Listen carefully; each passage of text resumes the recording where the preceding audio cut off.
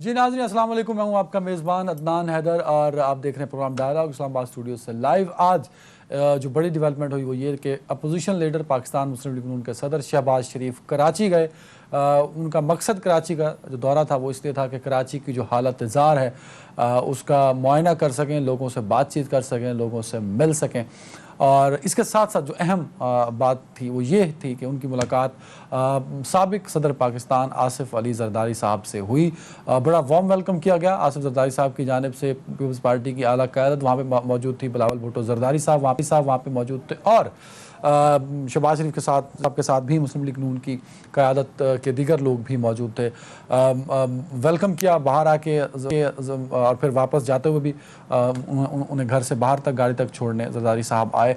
तो सवाल ये पैदा होता है कि ये मुलाकात कितनी अहम है, क्योंकि अपोजिशन को दरपेश मसाइल थे जिनका तज़किरा मौलाना फजल रहमान साहब बारहा कर चुके हैं, जिसमें उनका जो एतराज़ था, जो उनके तहफ़्फ़ुज़ात थे वो पाकिस्तान मुस्लिम लीग नून और पीपल्स पार्टी पर जो अदम एतमाद की वो बात करते थे, क्या वो दूर हो पाएगी कि नहीं हो पाएगी। मौलाना साहब की भी मुलाकातें इससे पहले हुई जिसमें ये तज़किरा किया गया था कि APC होगी, APC के बाद फैसला होगा कि अपोजिशन का अगला लाहे अमल क्या हो सकता है। जरदारी साहब की और शहबाज शरीफ साहब की मुलाकात के बाद ये वाज़ेह हो गया है कि रहबर कमेटी ये तयन करेगी कि APC कब होगी और APC के बाद वो जो अपोजिशन का लाया वाला है वो भी सामने आ जाएगा। हुकूमत को टफ टाइम देने की बात भी की गई। अब देखना यह है कि जरदारी साहब की और शहबाज शरीफ साहब की जो मुलाकात है वो अपोजिशन के लिए कितनी अहम हो सकती है और अपोजिशन की जो सियासी चाल है वो किस हद तक अब उसमें तब्दीली आएगी, क्योंकि लगभग अपोजिशन को और हुकूमत को आए कुछ 25वां महीना चल रहा है लेकिन अपोजिशन को बड़ी पेशरफ्त नहीं कर सकी। देखना यह है कि इस मुलाकात के बाद, क्योंकि ये मुलाकात बड़ी इंपॉर्टेंट इसलिए है कि शहबाज शरीफ साहब इससे पहले वो बिल्कुल आइसोलेटेड हुए थे। वो असम्बली के इजलास में भी कभी कभार आते थे और उनको मसला था कि शायद कोरोना से मुतासर ना हो जाए, तो जब वो फ़ौरन बाहर निकले घर से तो वो सीधे कराची पहुँचे और आसिफ जरदारी से उनकी मुलाकात हुई। तो बड़ी अहम मुलाकात है, इस पर हम बात करेंगे प्रोग्राम के शुरू में और उसके बाद हम बात करेंगे कि नवाज शरीफ साहब की वापसी के हवाले से एक वाज़ेह अहकामात इस्लामाबाद हाई कोर्ट ने दे दिए हैं। हमने इससे पहले नवाज शरीफ साहब का बिहेवियर देखा है कि जब जब कोर्ट्स ने उन्हें बुलाया वो कोर्ट्स में अपीयर होते रहे हैं। पनामा के केसेस से लेके आखिरी जो एहतसाब अदालत की उनकी समातें थीं उनमें नवाज शरीफ साहब बड़ी बाकायदगी से कोर्ट में अपनी अपीयरेंस देते रहे हैं। पर अब सवाल ये पैदा होता है कि कोर्ट से रिलीफ लेने के बाद नवाज शरीफ बाहर गए थे, तो क्या अब कोर्ट्स के बुलाने पर वो वापस आएंगे या नहीं आएंगे। अगर आएंगे तो मुस्लिम लीग नून की सियासत में कितना अहम किरदार रहेगा उनकी वापसी, और अगर नहीं आएंगे तो क्या सियासी नुकसान हो सकता है। प्रोग्राम के दूसरे हिस्से में से बात करेंगे। प्रोग्राम के तीसरे हिस्से में बात करेंगे कराची बारिशों के बाद हालत अबतर हो चुकी है। कराची पहले भी बहुत सारे मसाइल का शिकार था। वफाक शुरू से दावे करता है, इमरान खान साहब चाहते थे कि कराची को बेहतर कर सकें, नया कराची बना सकें। पाकिस्तान तहरीक इंसाफ ने सबसे ज़्यादा वोट हासिल किए हैं तो वो सिर्फ कराची से हासिल किए हैं, और कराची वालों ने अगर किसी को सबसे ज़्यादा वोट दिए हैं तो वो भी पाकिस्तान तहरीक इंसाफ है। तो क्या पाकिस्तान तहरीक इंसाफ कराची वालों की उम्मीदों पर पूरा उतरेगी या नहीं उतरेगी। शहबाज शरीफ साहब जा रहे हैं, आर्मी चीफ भी वहाँ पे कराची में मौजूद हैं। इमरान खान साहब जुमे को जाएंगे कराची। क्या ही अच्छा होता कि अगर अपोजिशन और हुकूमत एक साथ कराची जाती। कराची एक कौमी मसला बन चुका है, अगर इस पर अगर कंसेंसस डेवलप हो जाता तो एक बेहतर मैसेज जाना था, लेकिन वो नहीं हो सका। तो इस पर हम बात करेंगे। इस पर बात करने के लिए मुझे ज्वाइन कर चुके हैं सीनियर जनाब इफ्तिखार अहमद साहब लाहौर स्टूडियो से। इफ्तिखार साहब बहुत शुक्रिया सर वक्त देने के लिए। सीनियर तजज़ियाकार मोहसिन बेग साहब मुझे ज्वाइन कर चुके हैं। मोहसिन बेग साहब बहुत शुक्रिया। रज़ा रूमी साहब होंगे कुछ ही देर में ज्वाइन करेंगे, उनका भी बहुत शुक्रिया। इफ्तिखार अहमद साहब, सर कैसी रही मुलाकात जरदारी साहब की शहबाज शरीफ साहब की। सर शायद डिस्टॉर्ट हो रही आवाज वापस आ रही है। मोहसिन बेग साहब, sir over to you sir. क्या ये मुलाकात कराची के हालात को लेकर शहबाज शरीफ साहब वहां गए या एक प्लान्ड मुलाकात थी जिसमें अपोजिशन का जो एजेंडा था वो टॉप ऑफ द प्रायोरिटी था इस मुलाकात में। सर मेरे ख्याल में इनकी मुलाकात तय थी और इन्होंने जिस तरीके से कराची में शहबाज शरीफ साहब गए और एक गुड जेस्चर के तौर पर इन्होंने अपोजिशन के जो मेन पार्टी है पीपल्स पार्टी, उनको जाके, हालांकि जरदारी साहब से इनके कोई रिलेशनशिप शहबाज शरीफ साहब के अच्छे नहीं थे और माजी में इन्होंने जो बयानात उनके बारे में दिए, लेकिन मैं समझता हूँ ओवरऑल ये अच्छी मुलाकात है। अपोजिशन को एक साथ एक पेज पे और एक लाए अमल के तहत चलना चाहिए और गवर्नमेंट का जो बिहेवियर अपोजिशन की तरफ था और जो अब तक गवर्नमेंट का बिहेवियर इनके साथ रहा है, उसमें अपोजिशन को इकट्ठा होना ही चाहिए। और जो मुल्की मसाइल हैं या ये जो गवर्नमेंट है उसके गवर्नर के मसाइल हैं, उसके ऊपर अपोजिशन जरूर इकट्ठा हो। और मैं समझता हूँ कि आने वाले दिनों में APC भी होगी और ये जो इनकी मुलाकातें हैं वो फ्रूटफुल होंगी। और इनको चाहिए कि सियासत में कभी भी आप पर्सनल गुफ्तगू नहीं करते, ताकि आइंदा कभी लाए अमल ऐसा बने और आपको फिर अच्छा शर्मिंदगी बेग ना साहब, हो। आपने फिर एपीसी का आपको सब दोबारा तज़किरा कर दिया। एपीसी को अनहोनी नहीं है, हम सबको ये यकीन है कि होगी, लेकिन अगला सवाल जो उठता है ना कि एपीसी जिस मकसद के लिए हो रही है, क्या वो मकसद भी पूरा होगा कि नहीं सर? देखिए, मकसद पूरा होना इतना आसान नहीं होता। जो सिटिंग गवर्नमेंट है उसको आप डिस्क्रेडिट करना इतना आसान किसी के लिए नहीं होता। मकसद ये है कि आपने अगर APC सिर्फ एक एजेंडे के लिए करनी है कि इस गवर्नमेंट को चलता किया जाए, तो मैं समझता हूँ मुनासिब नहीं है। मुल्क बहुत सारे मसाइल में घिरा हुआ है, उसके ऊपर APC होनी चाहिए। और गवर्नमेंट को जो उसके शॉर्ट फॉल्स है वो याद कराएंगे, ना कि आप देखें मौलाना साहब का एक ही एजेंडा है, वो चाहते हैं कि किसी तरीके से गवर्नमेंट को गिराया जाए। लेकिन पीपल्स पार्टी क्योंकि इस सिस्टम का खुद हिस्सा है जी। और उनके पास प्रोविंस की गवर्नमेंट भी है, और नवाज लीग भी ये चाहती है कि गवर्नमेंट टेन्योर पूरा करे। लेकिन अपोजिशन का बहरहाल एक किरदार होता है, वो उनको ऐसे तरीके से अदा करना चाहिए। और अगर ये मिलके करें और मुल्की मफाद और पाकिस्तानियों के लिए करें, तो मैं समझता हूँ इसमें कोई बुराई नहीं है। इफ्तिखार अहमद साहब, सर मेरी आवाज़ क्लियर है आपको? पहले ये बता दीजिए ताकि मैं अपना सवाल फ्रेम कर सकूं सर। क्लियर है, क्लियर है। क्लियर सर, ये बता दीजिए कि डेफिनेटली आप मुझे कराची वाले एंगल पे भी जरूर कमेंट कीजिएगा। शहबाज शरीफ साहब का इमरान खान साहब से पहले कराची चले जाना, ये कैसा इंपैक्टफुल है, ये जरूर बताइएगा। लेकिन उससे पहले मैं चाहूंगा कि जरदारी साहब और शहबाज शरीफ साहब की मुलाकात, अपोजिशन की सियासत इस मुलाकात के बाद आपको किस तरफ जाती नजर आ रही है सर? पोजीशन बहुत दबाव में है और नैब का जो अमल है वो बहुत बुरी तरह फंस चुके हैं। रोज़ाना किसी न किसी पे कोई ना कोई मुकदमा शुरू कर दिया जाता है, या कोई नोटिस दे दिया जाता है, या कोई तहकीकात शुरू कर दी जाती है।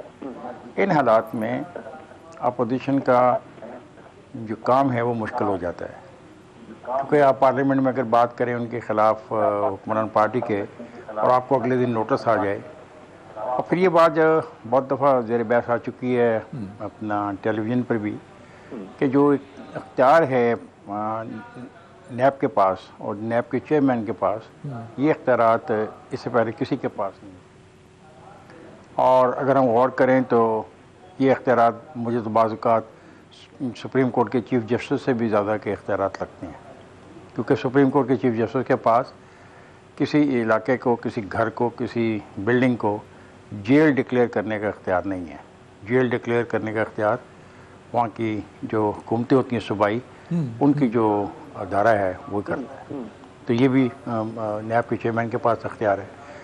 वो बार्गेन कर सकते हैं, वो बार्गेन को इनकार कर सकते हैं, वो रेफरेंस बना सकते हैं, वो रेफरेंस को मूव कर सकते हैं, वो रेफरेंस को विड्रॉ कर सकते हैं। इसके अलावा बहुत से इस सारी ताकत के साथ, और जो अब सुप्रीम कोर्ट ने मांगी है हुकूमत से, हेलो जी जी आवाज़ आ रही है आपको, बोलिए सर। हेलो जी जी आवाज़ आ रही है आपको, बोलिए सर।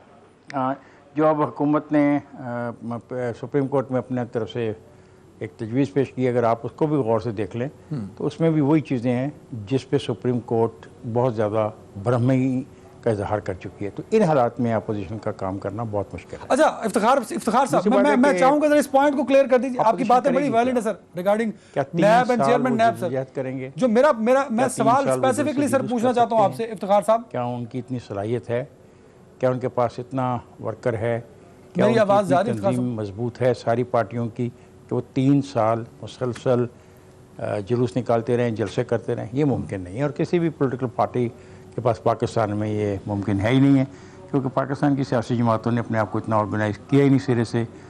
ये पार्टी अच्छा मोहसिन बेग साहब, इफ्तिखार साहब की बातें आपने सुनी होगी, लेकिन मैं इस बात पे बड़ा हैरान हूँ इस जवाब पे कि इससे पहले जो इख्तलाफात थे अपोजिशन के बीच में, उसकी वजह से अपोजिशन एक बड़ा रोल नहीं प्ले कर पाई।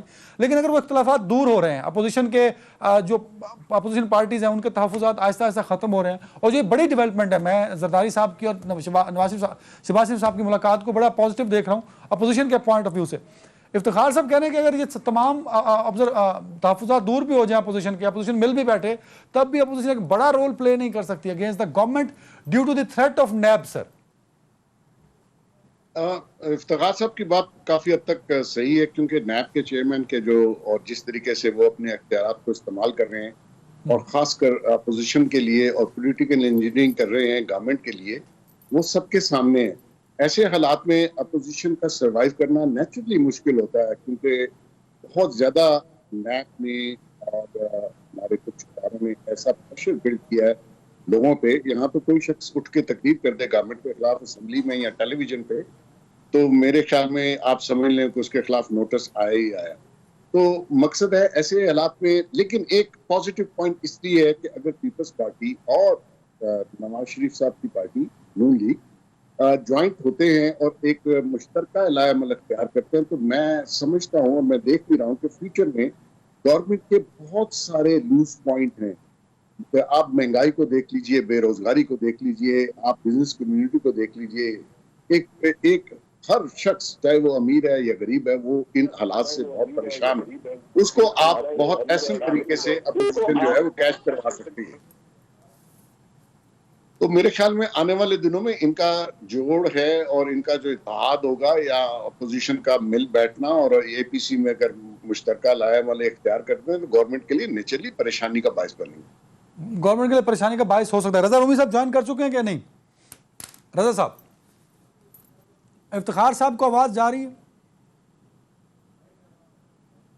अच्छा, मोहसिन बेग साहब, एक बात मैं जरा पूछना चाहूंगा, क्या आपको लगता है कि जरदारी साहब और शहबाज शरीफ साहब की जो मुलाकात है, इसके बाद अब शहबाज शरीफ और जरदारी या पीपल्स पार्टी और नून लीग एक दूसरे पर एतमाद कर पाएंगे? क्योंकि इससे पहले बड़ा फुकदान रहा है। एतजाज हसन साहब मुतअद्दिद बार कह चुके हैं, नवीद कंवर साहब कह चुके हैं, पीपल्स पार्टी की बड़ी क़यादत कई मरतबा निजी महफिलों में कह चुकी है कि उन्हें ट्रस्ट नहीं है, खासतौर पर शहबाज शरीफ साहब पे और नून लीग पे। नून लीग के लोग भी ये कहते हैं कि पीपल्स पार्टी पर ट्रस्ट नहीं किया जा सकता।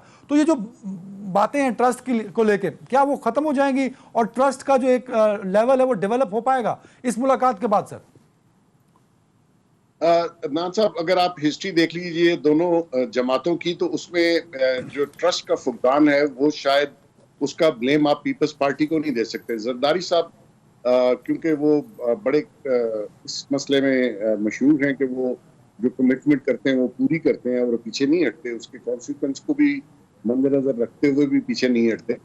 तो मैं समझता हूँ कि जो बयानिया शहबाज शरीफ साहब ने उनके बारे में माजी में कहा, वो शायद आज उनको उस पर शर्मिंदगी हो रही होगी जब वो उनके घर गए होंगे, क्योंकि जरदारी साहब बहुत मेहमान नवाज हैं और सिंध का कल्चर भी ऐसा ही है, मेहमान नवाजी करते हैं। और मैं समझता हूँ कि अगर ये इख्तिलाफात को साइड पे रख दिया जाए और किसका किसके ऊपर कितना ट्रस्ट है उसको छोड़ दिया जाए, और अगर आपने इस मुल्क की, इस पाकिस्तान के अवाम की, जिन्होंने आपको भी वोट दिया, नेचुरली पीटीआई को भी वोट मिला, नून लीग को भी मिला, और इन्होंने तो बहुत बार गवर्नमेंट्स भी की है, तो उसको आप साइड पे रखिए। आप एक ऐसा लाएमल करना जिसमें मुल्की मफाद शामिल हो और उसको आप साथ लेके चलें। आपने नेचुरली आपका मंशूर एक नहीं हो सकता, आपने एक दूसरे के खिलाफ अगर कल इलेक्शन, बिल्कुल सही, गॉट द पॉइंट सर। रजा रूमी साहब की तरफ पढ़ रहा हूँ। रजा भाई, बहुत शुक्रिया वक्त देने के लिए।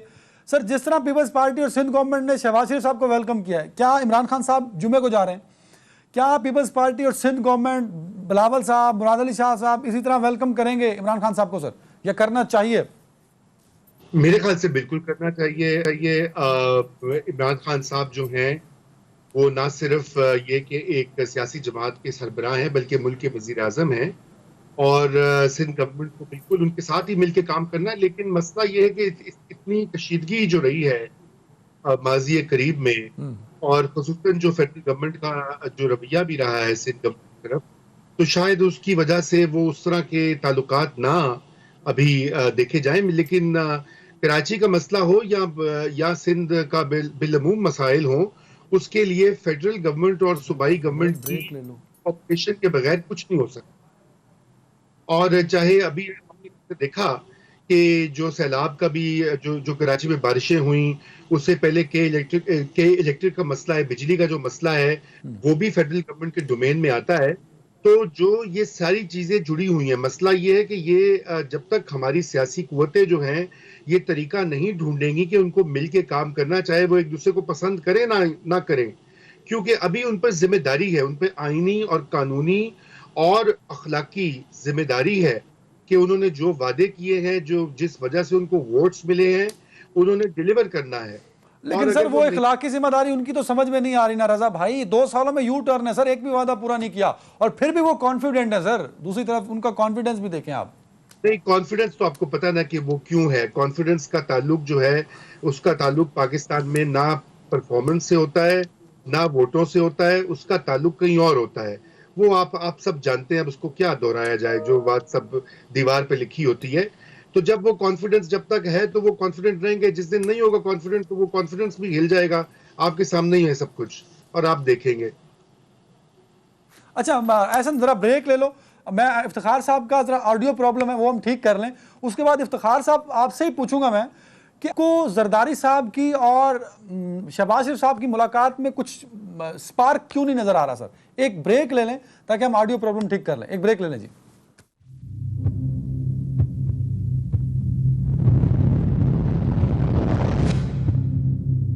जी वेलकम बैक। इफ्तिखार अहमद साहब, सर एक तो ये बड़ी अजीब सी बात आपने बता दी कि अपोजिशन अगर मुत्तहद भी हो जाती है तो नैब उनसे बड़ा है, नैब के पास इतनी ताकत है कि अपोजिशन कुछ नहीं कर पाएगी। एक तो ये पॉइंट सर जरा क्लियर कर दीजिए। दूसरा ये भी बता दीजिए कि सर जरदारी साहब ने जिस तरह वेलकम किया है वो बड़ा पॉजिटिव साइन है टूवर्ड्स शहबाज शरीफ साहब और नून लीग, तो उससे क्या बिल्कुल इम्पैक्ट नहीं पड़ेगा? जो सवाल मैं पूछना चाह रहा हूँ।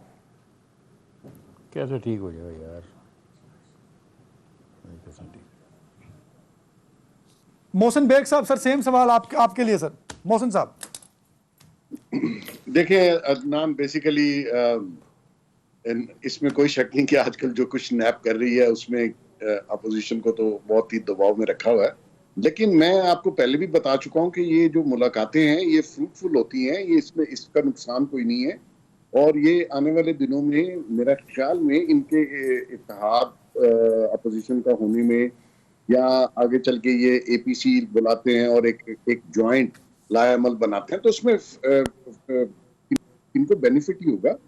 और गवर्नमेंट ने तो खुद अपनी नालायकियों की वजह से इस सारी अपोजिशन को इकट्ठा किया, वरना आप देखिए अपोजिशन में बहुत से मुख्तलिफ नजरियात की पार्टियां हैं जो एक दूसरे के साथ असूली तौर पर नहीं मिल सकती, जैसे नून लीग और पीपल्स पार्टी है।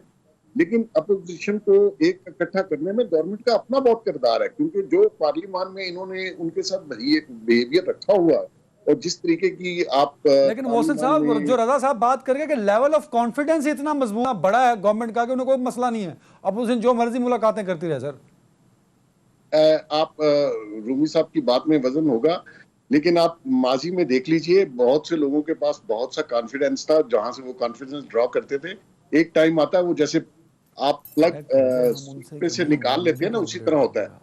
तो ये अगर अपोजिशन सारी इकट्ठी हो जाए तो प्लग निकल जाएगा। मैं समझता हूँ, पॉलिटिक्स को बहुत अर्से से देखता हूँ, तो ऐसा नहीं है कि वो निकल नहीं सकता। और जो मुल्क के मसाइल हैं, जिस तरीके से अवाम को, बिजनेस कम्युनिटी को और सब लोगों को ट्रीट किया जा रहा है, और जहाँ इस वक्त मुल्क खड़ा है, आपकी इकोनॉमी डूबी हुई है, जॉबलेसनेस है, कारोबार नहीं है, आपकी currency day by day devalue हो रही है, आपकी जो अफराद के साथ बढ़ गया है, महंगाई का ऐसा बुरा हाल है कि लोग अफोर्ड ही नहीं कर पाते चीजों को।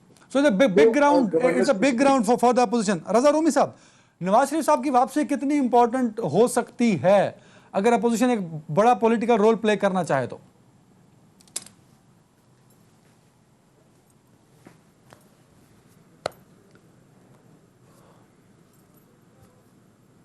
आपकी आवाज रजा साहब म्यूट है, आवाज पहले अनम्यूट कर लीजिए सर। जी, मेरा नहीं ख्याल कि नवाज शरीफ साहब जो है वो कोई जल्दी वापस आ रहे हैं या उनका कोई इरादा है आने का। वो अगर आते हैं मतलब हाइपोथेटिकली तो फिर तो अपोजिशन मुतहरिक हो जाएगी, खुसूसन उनकी जमात। लेकिन अभी तो कोई ऐसे आसार नहीं है, क्योंकि नवाज शरीफ उस वक्त तक नहीं आएंगे जब तक उनकी भी कोई अंडरस्टैंडिंग नहीं होगी मुक्तदिर हलकों के साथ, कि उनके साथ जो सलूक रवा रखा गया पिछले 2-3 साल में, 4 साल में, तो वो उसको दोहराया नहीं जाएगा। वो उस नहज पर पहुंच गया था कि जहां पर खुद हुकूमती वज़रा जो हैं और जो डॉक्टर्स हैं पंजाब गवर्नमेंट के, उन्होंने खुद ये कह दिया था कि उनकी सेहत बहुत हद तक बिगड़ गई थी। तो मेरे ख्याल से वो उनके आने का कोई इम्कान नहीं है जब तक कोई बातचीत नहीं होती। लेकिन रजा साहब, अगर नवाज शरीफ साहब की सर अगर साहबका हिस्ट्री उठा के देखते हैं तो कोर्ट का तो बड़ा एहतराम गुज़श्ता चंद सालों में होता रहा है। वो बड़ा पनामा के बाद बड़ा रेगुलर पेश होते रहे हैं सर। तो जब उनकी मिसेस बीमार थी, वो उनको छोड़ के बेटी के हमरा पाकिस्तान आ गए थे, उन्हें पता था कि वो गिरफ्तार हो जाएंगे। तो हिस्ट्री तो बताती है कि नवाज शरीफ साहब आते हैं, पेश होते हैं, सवालों के जवाब देते हैं सर। नहीं, सवाल ये है ना कि नवाज शरीफ साहब जो हैं वो बिल्कुल पेश हुए। उन्होंने 100 से ज्यादा पेशियां की। जब उनके ऊपर पैनामा का केस हुआ, उनको डिस्क्वालीफाई किया गया, वजीर आजम के ओहदे से अलग कर दिया गया, फिर उनको ताहयात नाअहल कर दिया गया और वगैरह वगैरह, एक पूरी लंबी दास्तान है, सबको पता है। अभी हाल ही की तो बात है। उसके बाद मेरे ख्याल से कोई 103 या 104 पेशियां उन्होंने भुगती। और आप ये बताइए कि पाकिस्तान में कौन से ऐसे मुजरिम हैं या मुलजिम हैं या कौन से ऐसे दीगर तबकात के लोग हैं जो कि 100 बार अदालतों में पेश होते हैं और मतवातिर पेश होते हैं। उसमें कोई इशू नहीं है। इशू यहाँ पर यह है कि उनकी सेहत का जो मामला है और उन्होंने जो कुछ अब हासिल होना था उस पूरे 3-4 साल के फेज से वो हासिल हो चुका है, यानी कि वो नाअहल हो बिल्कुल ठीक चुके है, हैं। बिल्कुल समझ गया पॉइंट। अच्छा इफ्तिखार साहब, 2-3 पॉइंट्स है क्योंकि ऑडियो प्रॉब्लम था, आप जरा थोड़ा कट ऑफ थे। 2-3 पॉइंट्स है। एक तो रजा साहब इशारा कर रहे हैं कि नवाज शरीफ साहब पहले आते रहे थे, तब सिनेरियो कुछ और था, अब मामला कुछ और हैं, इसलिए नवाज शरीफ साहब की वापसी को उनकी साबका हिस्ट्री से कनेक्ट करके ये मत कहा जाए कि वो आ जाएंगे। दूसरा, अगर नवाज शरीफ साहब आते हैं या नहीं आते, उसका अपोजिशन की सियासत पर क्या असर पड़ेगा। तीसरा पॉइंट ये है सर, आप ये कहते हैं कि नैब बड़ी मजबूत हो गई, अपोजिशन जो मर्जी कर ले बड़ी वीक है, तो इसका मतलब ये हुआ कि इफ्तिखार अहमद साहब कह रहे हैं कि मौजूदा गवर्नमेंट को एक क्लीन चिट है कि वो इसी तरह हुकूमत करती रहेगी, अपोजिशन उसका कुछ नहीं बिगाड़ सकती। Over to you sir. बिल्कुल, मौजूदा हुकूमत को क्लीन चिट है और ये चिट आपको बहुत वाज़े तौर पे समझ आ जाएगी जब मार्च में सेनेट के इंतखाबात होंगे। अब देखिए, इसको 2 कवानीन इस मुल्क में आए हुए हैं जिसको हम ज़ेर बहस नहीं रहा। एक तो है कि 2 मुल्कों की शरीयत रखने वाला क्या इंसान मेंबर पार्लियामेंट हो सकता है, और दूसरा ये जो है वो है वोट का तरीक़ाकार, सेनेट के वोट का कैसा तरीक़ाकार होगा। ये दोनों कवानीन इस बात का बयन सबूत हैं कि पीटीआई ने अपनी सारी तैयारी मुकम्मल कर ली है और उसके जितने भी ये जो special adviser to the prime minister हैं, इनकी अक्सरियत जो है वो सेनेट के टिकट हासिल करने में कामयाब हो जाएगी। और इमरान साहब की ख्वाहिश यही है। सर बड़ी माजरत कता कलामी की माफ़ी चाहता हूँ। मेरे 3 सवाल हैं, वो तीनों स्टैंड करते हैं, लेकिन एक पॉइंट आपने खुद उठा दिया सर। आप ये कह रहे हैं कि जो गैर मुंतखब लोग आज काबीना का हिस्सा हैं या इमरान खान साहब के साथ हैं, वो अगले चंद महीनों में यानी कि मार्च में वो सेनेटर्स होंगे, पार्लियामेंटेरियंस बन जाएंगे, आप ये कह रहे हैं? यस, मैं बिल्कुल ये कह रहा हूँ और इसके लिए उन्होंने काम शुरू कर दिया है। लेकिन इसके लिए अपोजिशन ने कोई बहस नहीं की। अपोजिशन इस मामले को कुछ नहीं परवाह कर रही। अपोजिशन सिर्फ एक ही चीज़ में मसरूफ़ है और मैं समझता हूँ सिर्फ एक पॉइंट के ऊपर जो एजेंडा होता है पॉलिटिक्स का, वो कामयाब नहीं होगा। ये वो ज़माना नहीं रहा अयूब खान वाला या याह्या खान वाला कि 1 पॉइंट के ऊपर आप इकट्ठे हो जाते थे कि डेमोक्रेसी को बहाल करो 1 मैन 1 वोट के ऊपर और 1 यूनिट को ख़त्म करो। इसके ऊपर नहीं बात बनेगी। बात बहुत गहरी है। बात है जो लोग हुक्मरानी कर रहे हैं वो हुक्मरानी अपनी 2023 तक करना चाहते हैं। 2023 तक क्या मौजूदा सियासी जमातें सर्वाइव कर सकेंगी? क्या मैं वही बात जो गालिबन नहीं मैं ऑन एयर मेरी गई, क्या मौजूदा सियासी जमातों में इतनी ताकत और सलाहियत है? क्या वो इतनी मुनज़्ज़म हैं? और क्या वाकई उनको मुनज़्ज़म करने की कोशिश पार्टी क़यादतों ने की थी? ये वो सवाल है जिसका हमें अब जवाब मिलना शुरू हो जाएगा। और याद रखिएगा, जमहूरियत जो है वो महज एक लफ्ज़ नहीं है, जमहूरियत एक पूरा अमल है। ये अमल आपका मेंबरशिप से शुरू होता है। जमहूरियत में सियासी शख्सियत मैटर करती हैं इफ्तिखार साहब। मेरा नुक्ता नज़र आपसे मुख्तलिफ तो हो सकता है। मैटर इतना नहीं, आप सर मौलाना साहब हैं, जरदारी साहब हैं, शहबाज शरीफ साहब हैं, एक लंबी लिस्ट है सर दोनों तीनों पार्टीज में। आप उनको डिनाई कर रहे हैं सर, इमरान खान को और नए लोगों को जो बाहर से आए हैं। मैं किसी को डिनाई नहीं कर रहा। आप में थोड़ा सा तहम्मुल होना चाहिए मेरे दोस्त। अगर तो हम सियासत में बात करना चाह रहे हैं तो सियासत के कुछ बुनियादी चीज़ें हैं।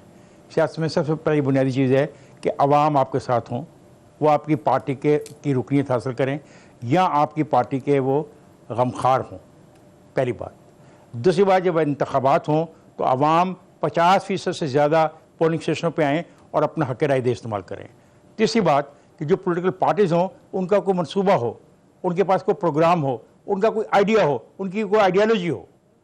अगर ये तीनों चीज़ों में से एक चीज़ भी मिस हो जाती है, कम हो जाती है, तो वो जो जमहूरियत होगी वो जमहूरियत फिर मौलाना साहब की होगी, वो जमहूरियत आसिफ ज़रदारी साहब की होगी, वो जमहूरियत नवाज शरीफ साहब की होगी और शहबाज शरीफ साहब की होगी। वो जमहूरियत मेरी नहीं हो सकती, वो जमहूरियत पाकिस्तान के गरीब आवाम की नहीं हो सकती, क्योंकि उनमें उनकी पार्टिसिपेशन नहीं है। और पार्टिसिपेटरी डेमोक्रेसी के बगैर हम अब पाकिस्तान में आगे नहीं जा सकते। पाकिस्तान एक फेडरेशन है और फेडरेशन के तमाम चारों यूनिटों के लोगों को अगर हम पार्टिसिपेटरी जमहूरियत नहीं देंगे या उनको मजबूर नहीं करेंगे या उनकी सियासी पार्टियों उनको मजबूर नहीं करेंगी तो हम बहुत कमजोर अगर ये विकेट पे सिस्टम खड़े हैं। बिल्ड नहीं और फिर होता, इसके इफ्तिखार साहब, हुक्मरान- आप अगर नहीं होता बिल्ड, खुदा ना खास्ता, मैं तो चाहता हूं हो जाए, अगर नहीं होता तो आपने तो पूरी अपोजिशन ही बिल्डोज कर दी ना सर, कि there is no role of opposition. अकेले मैंने अपोजिशन के बारे में एक लफ्ज, मेरे दोस्त, मैंने अपोजिशन के बारे में एक लफ्ज नहीं कहा। नहीं सर, मैं Not a single word I sir ever नहीं said कहा, about लेकिन opposition। आपका तज्जिया तो मुझे मजबूर तो कर रहा है ये opposition समझने के में बारे में इफ्तिखार लफ्ज बोला साहब। ही नहीं, मैंने नहीं बोला, मैंने नहीं बोला। आप कहना चाहते हैं तो आप कहें। देखिए, आप एक ख्वाहिश रखते हैं कि जो आज मुलाकात हुई है शायद बहुत बड़े नताइज का हामिल होगी। मेरे नज़दीक ये ख्वाहिश जो आपकी है बड़ी काबिल एहतराम है। अगर आप जमहूरियत की कोशिश कर रहे हैं, वेल डन, शाबाश, very good, you must support it. लेकिन सवाल हकीकत ऐसी नहीं है।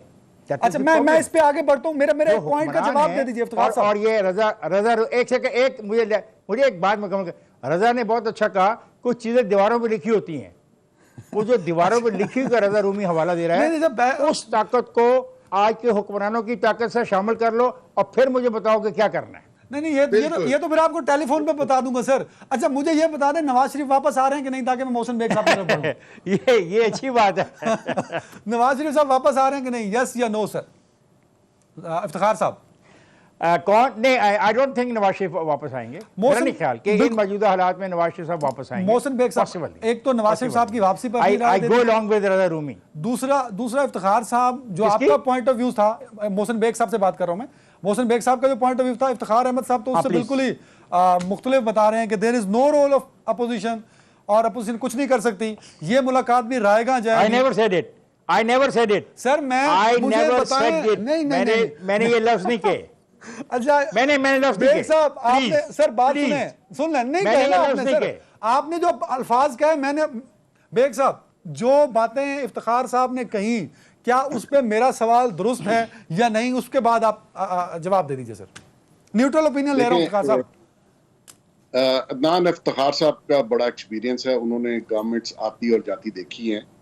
मकसद ये है कि पाकिस्तान के हालात इसी तरह हैं जैसे इफ्तिखार साहब ने बयान किए। यहाँ पे driving force behind the scene जो हैं, उनका जब दिल करता है तो वो अपोजिशन को एक ऐसा मैंडेट और ऐसी ताकत भी दे देते हैं कि दिनों में आप देखिए हुकूमतों का जो ग्राफ है वो नीचे आ जाता है और अपोजिशन जो है वो गेन करती है। अब यहाँ पे मैंने जैसे पहले कहा कि शायद आने वाले दिनों में वो वक्त आ जाए कि शायद अपोजिशन को भी कहीं से फोर्सेस, कहीं से इशारा, कहीं से कोई पावर ऐसी वो ड्रॉप कर ली। फिलहाल जो पावर देने वाले हैं वो भी देखते हैं कि आपकी कितनी सकत है, आया आप किस मसले पे कितने सीरियस हैं। अगर ये सारी अपोजिशन पार्टीज मिल जाती हैं और गवर्नमेंट को टफ टाइम देना शुरू करती हैं तो नेचुरली वो फोर्सेस भी इन्वॉल्व होंगी और वो एक अपोजिशन से भी शायद डायलॉग करें, तो अभी को भी डायलॉग टेबल पे लाएं। अभी तक तो खान साहब इनको इस तरह अछूत समझ रहे हैं कि इनसे बात ही नहीं करना चाहते। अब आपका दूसरा सवाल जो था कि नवाज शरीफ साहब, देखिए ये तो इतना आइडियल है कि अगर नवाज शरीफ साहब खुद से वापस आ जाएं और आके, हो सकता है जेल उनको जाना पड़े क्योंकि उनकी बेल खत्म हो चुकी हुई है, लेकिन अगर अपोजिशन में जान डालनी है और अपोजिशन में एक रोल प्ले करना है अपोजिशन का और पब्लिक या अवाम में, तो वो आइडियल ये है कि नवाज शरीफ साहब वापस आ जाएं। अब आइडियल सिचुएशन पे तो सारी दुनिया चलती नहीं है, उन्होंने भी हालात देखने हैं, वो भी चाहते हैं कि किसी साइड से बिल्कुल ठीक है, आइडियल सिचुएशन पॉसिबल नहीं हो सकती, बाज़ सिनेरियो ऐसा बन चुका है। ब्रेक के बाद इमरान खान साहब जा रहे हैं कराची, नया पैकेज का ऐलान करेंगे। हस्बे साबिक पैकेज का ऐलान तो होगा, लेकिन कराची के अवाम को मिलेगा इस मरतबा कुछ या नहीं? एक ब्रेक के बाद रजा रूमी से पूछूंगा।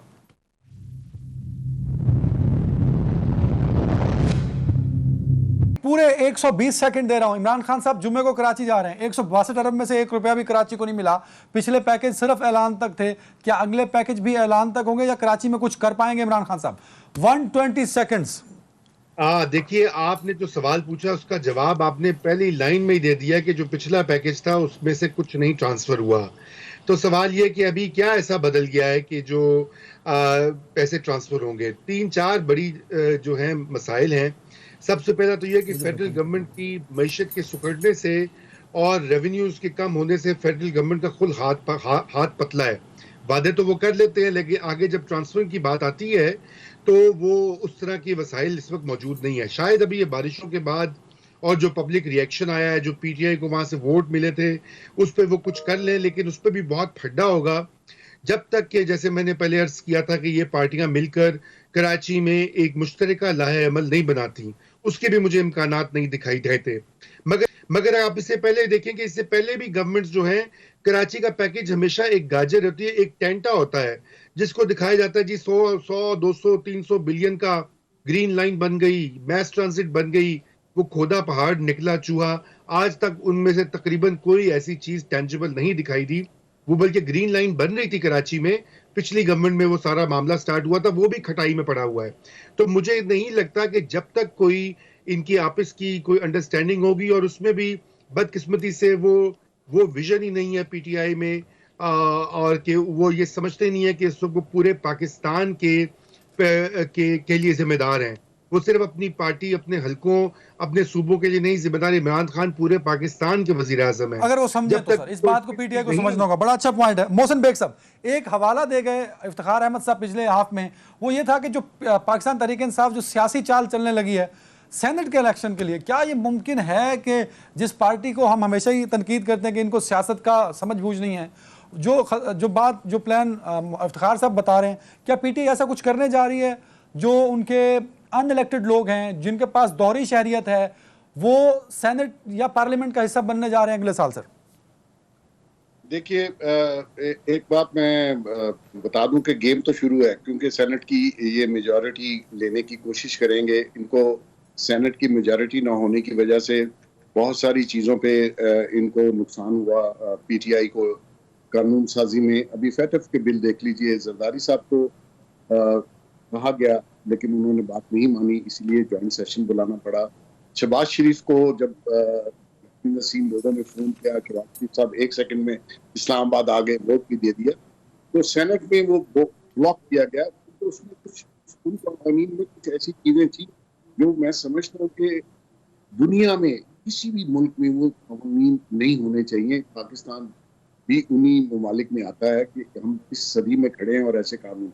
लेकिन आपकी बात और इफ्तिखार साहब की बात कि सेनेट के इलेक्शन मार्च में होने हैं, गेम शुरू है, और ये गेम मैं समझता हूँ कि पीटीआई हार जाएगी, क्योंकि सेनेट में मेजॉरिटी जी हार जाएगी। उसमें वजह यह है कि पार्टी में पैसे बहुत चलते हैं, और सेनेट में आप देख लीजिए केपीके में जरदारी अपना नवाज शरीफ साहब ने या जरदारी साहब ने जो गेम प्ले की सेनेट के इलेक्शन में, उसमें पीटीआई के लोग थे 20-25, जिनको फिर इमरान खान साहब ने बाद में सबूत मिलने पर निकाला। Got the point. Iftikhar Ahmed साहब, आखिरी 2 मिनट सर, कंक्लूड कर दीजिएगा। एक तो जो सेनेट के हवाले से आपने बात की, मोहसिन साहब कह रहे हैं कि पीटीआई का ये मंसूबा शायद नाकाम भी हो सकता है। दूसरा सर, आप नवाज शरीफ की वापसी को लेके बड़े मुतमईन है कि वो नहीं आएंगे। सर हमने इससे पहले देखा कि नवाज शरीफ साहब आए, वो उनको पता था कि वो पकड़े जाएंगे, लेकिन वो फिर भी आए। अब की बार वो क्यों नहीं आएंगे सर, ये बता दीजिए। 2 बातें। तो मेरे नहीं ख्याल के हालात साजगार हैं उनके लिए, क्योंकि मैं फिर वो बात दोबारा वापस में कहूँगा, हालात साजगार इसलिए नहीं है कि देखिए जेल में जाके रहना एक मुश्किल काम होता है, और एक ऐसे इंसान के लिए जिसकी उम्र, जिसकी बीमारियाँ उसके साथ हों। अब हर वक्त तो जेल में वो तबी सहूलत नहीं मिल सकती जिसकी उनको ज़रूरत है। अब हर वक्त तो जेल का सुपरिटेंडेंट शोर मचाता हुआ, जो महकमा दाखिला उसको शोर नहीं मचाएगा कि मेरे मरीज़ की हालत ये हो गई है। तो मैं समझता हूँ कि वो इस बात का अंदाज़ा लगा बैठे हैं कि आप सेहत जो है वो इस बात की इजाज़त नहीं देती कि वो क्या काल कोठी में रहें। हमने उनको काल कोठी में रहते देखा, और I am one of the person who has gone and met him during that time. हम दूसरे दोस्तों के साथ मैं भी मिला, वो बड़े अच्छे मूड में थे, बड़े अच्छे मूड में बातें कर रहे थे। उनको उससे नुकसान नहीं पहुँचाया, लेकिन जो सेहत का मसला होता है, मसलन अगर मुझे कोई इशू है, मतलब मुझे शुगर है, तो मैं अपनी शुगर के बारे में डरता रहता हूँ कि मेरी शुगर ऐसी जगह पे न ज़्यादा बढ़ जाए जहाँ पे मुझे कोई सपोर्ट लेकिन ना सर कर पहले सके, भी तो आए थे ना जो मुझे इफ्तिखार मदद साहब, ना कर पहले सके। भी तो उन्हें पता था कि पकड़े जाएंगे। इफ्तिखार भाई जल्दी से। पहले आए थे, बात सुन लो, आप बार बार एक बात करें, पहले आए थे, बहुत बड़ी कुर्बानी दे के आए थे, अपनी उस बीवी को छोड़ के आए थे, जो उनका लव था, उसको छोड़ के आना इतना आसान नहीं था। यहाँ पे जो रिस्पांस मिला वो भी आपके सामने है, उसके भी गवाह आप हैं। उसके बाद वो जेल भी गए थे और जेल में भी वो बिल्कुल ठीक थे, लेकिन जैसे ही उनकी तबीयत ज़्यादा ख़राब होनी शुरू हुई, और उनके साथ एक प्रॉब्लम नहीं है, बीमार वो पहले भी थे, हार्ट के पेशेंट वो पहले भी थे, शुगर के पेशेंट वो पहले भी थे, लेकिन इन चीज़ों के साथ जो कॉम्प्लिकेशंस डेवलप हो रही हैं विद द एज फैक्टर, वो तो नहीं थी। और ये कैसे मुमकिन है एक ऐसे कैदी के